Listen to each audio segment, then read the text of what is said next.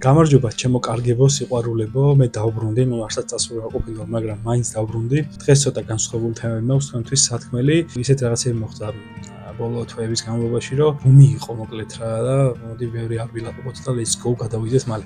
ჩვენ მზის სისტემაში ძალიან უცნაურმა ობიექტმა ჩაიარა. მეცნიერები ვერ ხსნიდნენ თუ რა ტიპის კომეტა იყო თუ რა იყო. ძალიან დიდი ხანი თვეები აკვირდებოდნენ და დაადგინეს ნელ-ნელა რომ იყო ვარსკვლავთშორისი კომეტა, ან ინტერსტელარ კომეტს რო ეძახიან რა. ანუ მოსული იყო სხვა სივრციდან. სახელად i3 ატლასი. ანუ ამ სახელსაც მნიშვნელობა აქვს და შემდეგ გეტყვით რატომ დაარქვეს ეს i3 ატლასი. დავიწყოთ თავიდან, მეჟერმენტებით ეს კილომეტრებით ვარ დაგაბნიოთ. კოსმოსში იყენებენ საზომად უფრო დიდ ერთეულს, რომელსაც ასტრონომიური ერთეული ქვია რა. და ერთი ასტრონომიული ერთეული წარმოადგენს მანძილს დედამიწასა და მზეს შორის. რაც გვეხმარება რა მასშტაბების შემოტანაში, ხელა კოსმოსურ სივრცეში. ამით განსაზღვრავენ ეს პლანეტებს შორის მანძილს, მზესა და პლანეტებს შორის მანძილს და უფრო თვალსაჩინოა. ამ i3 ატლასმა კი მზეს ჩაუარა ერთთელოთ ასტრონომიული ერთეულის მანძილზე. სანამ მზეს ჩაუვლიდა, მას მარსის ორბიტა უნდა გაევლო, სადაც იქნებოდა ყველაზე ცხელ წერტილში მზიდან. ამ დროს კომეტის ზედაპირზე ბევრი მასალა უნდა გაიფრქვეს და სხვადასხვა პროცესები უნდა წაიმართოს. მზის რადიაციული ტალღების ზემოქმედებს, არა ეს ამნიშნულოვანი, მაგრამ i3 ატლასი ამას ვერ შეხედეს. იმიტომ რომ არასწორ მხარეს ვიყავით მზიდან. ეს მოკლედ, ეხლა ნახეთ რა, კომეტა აღმოაჩინეს 2025 წლის ივნისში და დააფიქსირეს ტელესკოპების ნაკრებით, რომლებიც განლაგებული აქვთ ჰავაიში, ჩილეში, მსოფლიოში აქვთ მოკლედ და ისეთი მნიშვნელობა მიანიჭეს ამ კომეტას და რატომ მაგას გეტყვით, რომ მარსის და იუპიტერის თანამგზავრები მოაბრუნეს, რომ აი რაღაც გრადუსით მოაბრუნეს, რომ დაკვირვება გაეგრძელებიათ, შეეხედათ და ამით ამ თანამგზავრებს სიცოცხლე შეუმცირეს 15 თუ 20 წელით. მოკლედ დაინახეს 1 ივნის, უბრალოდ აკვირდებოდნენ, ან როგორც ჩვეულებრივ კომეტას ისე აკვირდებოდნენ თავიდან, არაფერი რაღაც განსაკუთრებული, უნდა გადასულიყვნენ რაღაც სხვა კომეტაზე დასაკვირებლად, მაგრამ რაღაც უცნაური შენიშნეს, რამაც მიიქცია ამის ყურადღება. ეს უცნაურობა იყო მისი სისწრაფე. ისე სწრაფად მოძრაობდა, რომ პირველად დაფიქსირდა ესეთი სწრაფი კომეტა დედამიწის ისტორიაში კი არა და კოსმოსის ჩვენი მზის სისტემის ისტორიაში. ეხლა ჩავშალოთ რა უფრო. კოსმოსში ყველაფერი მოძრაობს. მზის სისტემის ყველა ობიექტი ბრუნავს მის გარშემო, რადგან გრავიტაციის ძალის ხაფანგში ვარ, gravity wells რო უწოდებენ ინგლისურად, ეს ყველა მიცის, რაც უფრო უახლოვდები მზეს, მით უფრო სწრაფად უნდა იმოძრაო ღერძის გარშემო პოზიციის შესანარჩუნებლად. მაგრამ რაც უფრო სწრაფად დაიწყებ ბრუნვას, შეგიძლია თავი დააღწიო gravity wells და გაფრინდე სადღაც interstellar space-ში, საიდანაც ვარაუდობენ, რომ ეს კომეტა არის მოსული რა. მოკლედ ამ ფაქტმა დაშოკა ყველა მეცნიერი, ისეთი სწრაფი იყო. ანუ უკეთ თვალსაჩინოდ რო გითხრათ, დედამიწა ღერძის გარშემო მოძრაობს 30 კმ/წამში სიჩქარით რა. ანუ რა გითხრათ, ესე წკავდა თბილისში რა ცხოვრობდეთ და სადღაც იქეთ რო გაიჩიტოთ რა, დუშეთში ან რაღაცა რა. ესე რა, ხელის დაქნევით 30 კმ-ის იქით რა. ჩვენ საკმაოდ სწრაფად მოძრაობთ, მაგრამ აი მერკური რო ავიღოთ. დაშორებული არის 0.4 ასტრონომიული ერთეულით მზისგან.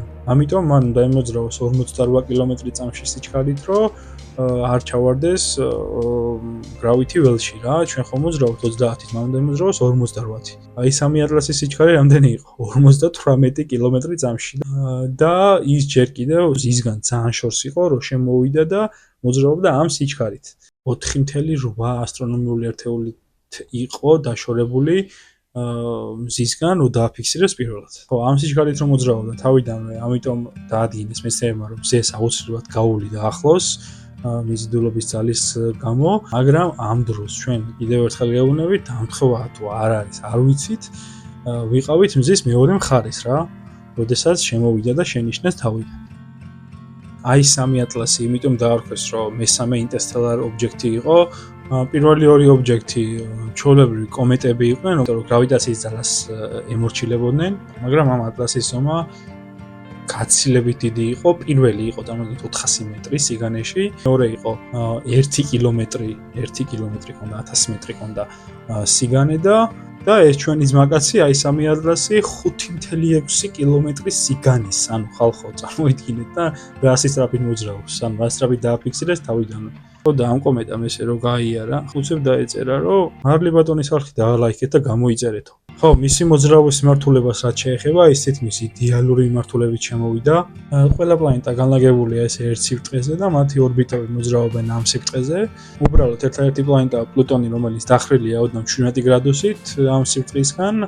ну ეს არ შეიმჩნია ატლასმა შემოვიდა იმ სიბრტყიდან ზუსტად და იმ მიმართულებით როგორაც ჩვენი პლანეტები არიან ამ სიბრტყეზე განლაგებულები პლუტონს იდეალურად გაუვარა ესე თითქოს გვერდი თითქოს არაფერი არ მოხდარა ხო და ეს რატო გითხარით ანუ სხვა კომეტები რო შემოდიან და აფიქსირებენ კომეტა და აფიქსირეს ვაკეთიკეთო რასაც ნახულობთ ხოლმე შემოდიან ქაოსურად ანუ ზოგი ესე გააჩნია რა ამ მიმართულებით საიდან მოდიან და ეს იმენა იდეალურად შემოვიდა რა ჩვენ სიბრტყეზე თითქოს დაგეგმილი მარშრუტით მოძრაობდა და მეცნიერები თვლიან ესეც ძალიან დიდი დამთხევა არისო რა და ჯერ კიდევ დაკვირვების პროცესია რაღაცა მოიკვლიეს გამოიკვლიეს მეცნიერებმა და დაადგინეს რომ საიდანაცაა მოსული Interstellar Space-იდან იქაურობა არის 7.6 მილიონი წლის ხალხო თითქმის 8-ჯერ უფრო ძველია ვიდრე ჩვენი პლანეტა კიდევ ერთი რაც იყო ასტრონომები იყენებენ ტერმინს ნაკადს რა ნაკადი ამით აღწერენ ობიექტის იმისი კომეტა იქნება თუ რაც იქნება მის სიკაშკაშეს სივრცეში რა კოსმოსში ხო და სანამ ზეს ამოეფარებოდა ჩვენ ხომ მეორე მხარეს ვიყავით სანამ ზეს ამოეფარებოდა ვარაუდობდნენ რომ მისი სიკაშკაშე გაიზრდებოდა როგორც კომეტის 1.5-ჯერ უნდა გაზრდილიყო დანახვიდან ასე სანამ ზეს გავულებდა მაქამდე და გამოკვლევებმა აჩვენა რომ 5-ჯერ გაიზარდა ანუ არა 1.5-ჯერ გაიზარდა 5-ჯერ ანუ დაფიქსირდა სინათლის მასიური ზრდა რომელსაც ეს ობიექტი ირეკლავდა ანუ ბოლო-ბოლო დაადგინეს რომ ასტეროიდი არ არის ეს არის კომეტა რომელიც რასაც უნდა იმას აკეთებს გენაცვალე ტვერს და მზის რადიაციულ სხივებს აფორმირებს როგორც უნდა ირეკლავს გაცილებით მეტ სინათლეს ვიდრე უნდა ირეკლავდეს თან რო შემოვიდა დაფიქსირების მომენტში ყინული არ ქონდა რა ჩვეულებრივ კომეტას 80%-ზე მეტი აქვს ყინული რა კომეტაში არის შემადგენელი ნაწილი 80%-ზე მეტი ამას ქონდა მხოლოდ 4% მოკლედ ძალიან ანომალიური კომეტა იყო და დეკემბრის ბოლოს ელოდებიან საბოლოო პასუხებს შედეგებს რა მზეს ხო მოიფარა მზეს რო გაუარა კიდევ ვიკვლევენ ახლა და დეკემბერში დადგება ის მომენტი რომ თუ არ გადაუხვია კიდე და ჩვენ არ აქვს და უნდა ჩაგვიაროს რა ისეთი ტრაექტორიით მოდის ტრაექტორია მაგაზე არ მოქმედებს როგორც უნდა ისეწავა მაგრამ ვარაუდობენ რომ დეკემბერში უნდა კონდეთ საბოლოო შედეგები პასუხები რა ხო და ჯერჯერობით დაადგინეს რომ 10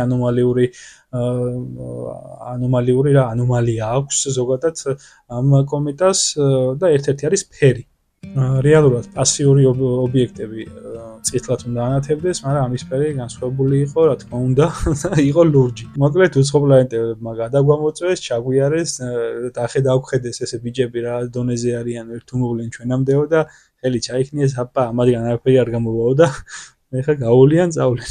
თუ გქონიათ ისეთი შემთხვევა, ერთი შეზღუდული შეცდომა ან ერთი დაუფიქრებელი სიტყვა ოჯახში მთელი დღის განწყობას ცვლის? ან ერთი შემთხვევით თანახული ამბავი, ან ვიდეო, რაც მომავალში სრულიად ახალი შესაძლებლობების წყაროდ იქცევა, ჩვენ სიტყვებსა და გადაწყვეტილებებს ყოველთვის აქვს შედეგი, თუნდაც უმნიშვნელოდ მოგვიჩვენოს. ეს ყოველდღიურ ცხოვრებაში პეპლის ეფექტის პირდაპირი მაგალითია. მცირე ცვლილება, რომელიც ნელ-ნელა უზარმაზარ ცვლილებად გარდაიქმნება. როგორ მოგეწონათ ჩემი ფილოსოფიური გამონათქვამები ხალხო? არა, მართლა მინდა მოგიყვეთ საინტერესო თემაზე, პეპლის ეფექტზე რა. წარმოიდგინეთ 1905 წელია. ერთ დღეს შვეიცარიის ქალაქ ბერნის საათის კოშკზე საათი ოდნავ აგვიანებს. ზუსტად 2 წუთით. ამის გამო კოშკთან მცხოვრები მამაკაცი სამსახურში ჩასასვლელად ჩვეულ დროს ვერ იღვიძებს. შეცდომის გაცნობიერების შემდეგ ოდნავ ნერვიულობს. ცოტა მეტი დრო სჭირდება ჩაცმაზე, ყავის დალევასა და სახლიდან გასვლაზე. ის ჩვეულზე 5 წუთით გვიან გადის გარეთ, ქუჩის გადაკვეთას აპირებს. ამ დროს ბანკირი თავის ახალ მანქანაში ჯდება, ისე რომ არის ის თურმე მუხრუჭებთან ქონია პრობლემა. ჩვენი მამაკაცი ქუჩას კვეთს, მანქანას ვერ ხედავს, მანქანა ეჯახება და ის კვდება. ეს მამაკაცი სხვა თუ არა, იყო ალბერტ აინშტაინი. იმ წელს ალბერტს 4 ნამუშევარი უნდა გამოექვეყნებინა, რომელიც კაცობრიობას გადაატრიალებდა. თუ ეს ყველაფერი მოხდებოდა, რაც მე გითხარით, ისეთი ინოვაციები, როგორიცაა GPS-ი, ტელევიზორის ეკრანები, ნახევარგამტარები, ლეპტოპები არასოდეს შეიქმნებოდა. კომპიუტერი, მობილური, რომლითაც ამ ვიდეოს უყურებთ, არც იგი არსებობდა. ერთი წამით დაგვიანება, ერთი შეხედვით უმნიშვნელო დეტალი, მომავალში შეიძლება ყველაფერს ცვლიდეს. ამას ეწოდება პეპლის ეფექტი და ქაოსის თეორიის ყველაზე ცნობადი მაგალითი. რა არის ქაოსის თეორია? 1960-იან წლებში ცნობილმა მეტეოროლოგმა ედუარდ ლორენცმა ქაოსის თეორია თვალსაჩინო ფენომენად აქცია რა.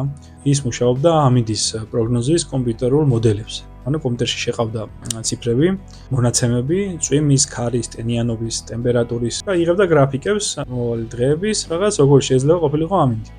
ერთ დღეს გადაწყვიტა, რომ თავის ხელით შეიყვანა ეს მაგალითები და კომპიუტერი არ ემუშავებინა რა, კომპიუტერი გააჩერა.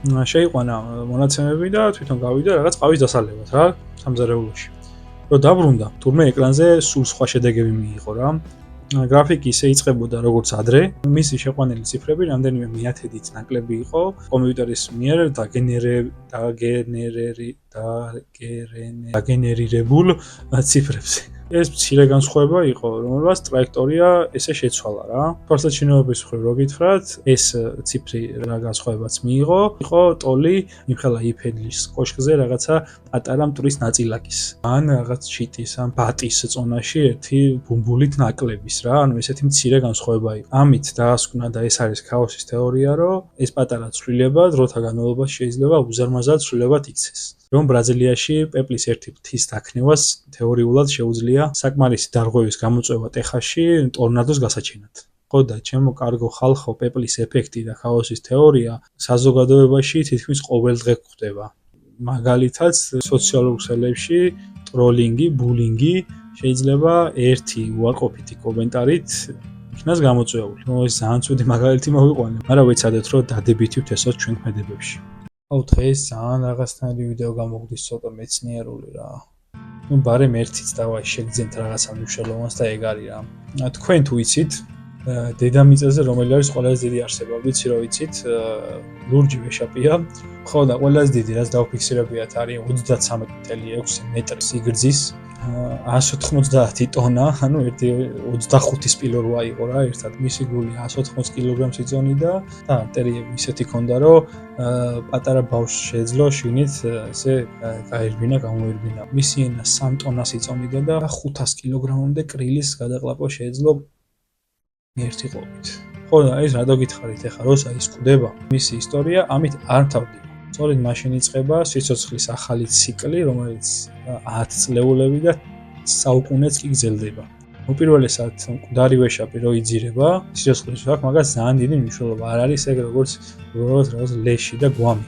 ღრმა ზღვა და ოკეანე, რომელიც საკვებით ღარიბია, მოულოდნელად იღებს უზარმაზარ მარაგს, კონცენტრირებულ უზარმაზარ მარაგს რა საკვების. და 10 წლეულები და თითქმის საუკუნეც შეუძლია ცოცხალი ორგანიზმების გამოყვება. 40-ზე მეტი სახეობის გამოყვება შეუძლია და 12,000-ზე მეტი ორგანიზმის. პლუს ამას ახალი სახეობები ჩნდება მის ძვლებში მდებარე ცხიმით მყვებავი რაღაც პატარა ჭიები, ოსედაქს ჭიები.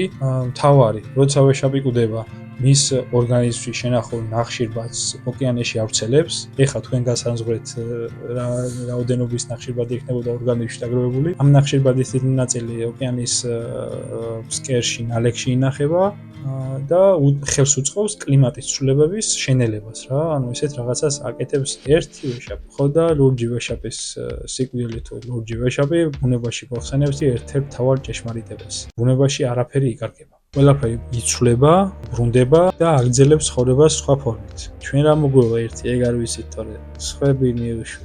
ხო და ძალიან ბევრი ვილაყბე ხარა ცოტა ფილოსოფიური თემებით ჩავთე, მაგრამ რო არ მომეყოლა არ შეიძლებოდა ძალიან მინდოდა თქვენთვის გამეზიარებინა ეს ინფორმაციები, რამაც მე გამაოცა. დღეს mind blow ფაქტები არ მქონდა ეხლა, ხო? და ისეთი მეცნიერული იმენა ფაქტებზე გელაპარაკეთ, მაგრამ mind blow-ებიც იქნება და სხვადასხვა რაღაცებიც. აბა კარგად დალექით, გამოიწერეთ, მიყვარხართ, დამიტოვეთ კომენტარები, თუ გინდათ რამე ისეთ სპეციფიკებზე ვილაპარაკო, გადავიღოთ, ყველაფერს რჩევას მივიღებ. აბა